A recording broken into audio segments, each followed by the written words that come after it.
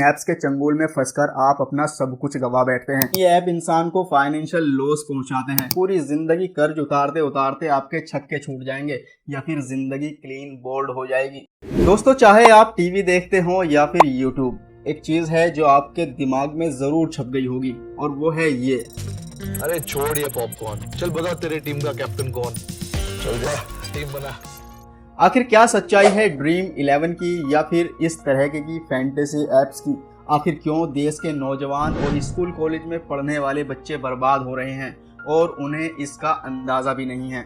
भारत एक ऐसा देश है जहां पर आईपीएल को एक फेस्टिवल की तरह सेलिब्रेट किया जाता है। यहां पर देश का एक बहुत बड़ा तबका ये मानता है कि वो क्रिकेट के बारे में संपूर्ण ज्ञान रखता है। यहां तक कि अगर टीवी पर आईपीएल देखते हुए उनका फेवरेट प्लेयर कोई शॉट मारता है तो वो भी उसे कह देते हैं कि ये शॉट ऐसे नहीं बल्कि ऐसे मारना था। उनके लिए क्रिकेट एक धर्म है और प्लेयर्स भगवान। बस इसी चीज का फायदा उठाती है फैंटेसी ऐप की कंपनियां। और बस इन ऐप्स के मार्केट में आ जाने के बाद क्रिकेट लवर्स के तो मजे से आ जाते हैं। उन्हें लगता है कि बस अब 50 रुपए में गेम स्टार्ट करनी है, टीम बनानी है और कमाई शुरू। लेकिन होता इसका बिल्कुल उल्टा है। लोग कर्ज में डूब जाते हैं, स्ट्रेस में पड़ जाते हैं और अपनी जिंदगी को बर्बाद कर लेते हैं। आइए नजर डालते हैं कुछ कमेंट्स पर। महाराष्ट्र के सागर मोरे कहते हैं कि मैंने ड्रीम 11 पर खेलते हुए 10,000 रुपए कमाए और बाद में 24,000 रुपए गंवा भी दिए। लोकेश गुप्ता कहते हैं कि मैं ड्रीम 11 में लगभग 3 लाख रुपए हार चुका हूं, मैं अब क्या करूं? अब जरा इस घटना पर भी गौर डालते हैं। मेरठ के रहने वाले एक इंसान ने अपने कजिन से 2.5 लाख रुपए का कर्ज लिया और फिर ड्रीम 11 में बैट लगाने के बाद वो सारा अमाउंट हार गया, जिसके बाद वो इंसान काफी स्ट्रेस में चला गया और कर्ज के डर से उसने पुलिस को झूठी रिपोर्ट दर्ज करा दी। उसने पुलिस को बताया कि वो अपने कजिन से उधार ली हुई रकम को वापस करने जा रहा था, लेकिन तभी कुछ लुटेरों ने उसके पैसे लूट लिए। पुलिस ने जांच पड़ताल की तो पाया कि उसने ड्रीम 11 में सारे पैसे लगा दिए और अब पुलिस से आकर झूठ बोल रहा है। इस तरह के न जाने कितने वाक्य भरे पड़े हैं। 50 रुपए लगाकर करोड़पति बनने के लालच में कुछ लोग कर्ज के नीचे दब जाते हैं, कुछ लोग जेल की सलाखों के पीछे पहुंच जाते हैं और कुछ सुसाइड जैसी एक्टिविटी को अंजाम दे डालते हैं। अब आखिर इसकी क्या वजह है कि लोग इन फैंटेसी एप्स के शिकार बनते जा रहे हैं? इसकी एक वजह तो यह है कि ये ऐप्स आईपीएल के सीजन में एक दिन में लगभग 10 करोड़ रुपए एडवर्टाइजमेंट पे खर्च करके आपके चारों ओर एड्स का ऐसा एनवायरनमेंट क्रिएट कर देते हैं कि आप इंटरनेट पर कहीं भी चले जाएं, ये एड्स आपको टीम बनाने के लिए और बैटिंग करने के लिए उकसाते रहते हैं। यहाँ तक कि इन एडवर्टाइजमेंट में आपके फेवरेट प्लेयर्स भी आपको टीम बनाने के लिए उकसाते हुए नजर आते हैं।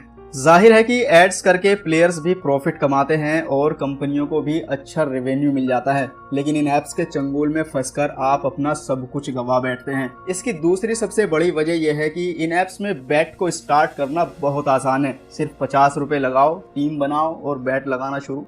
तीसरी वजह है इंसान का लालच। जब कोई इंसान इन ऐप्स की शुरुआत करता है तो या तो वो अपने 50 रुपए गवा देता है या फिर कुछ थोड़े बहुत अमाउंट जीत जाता है।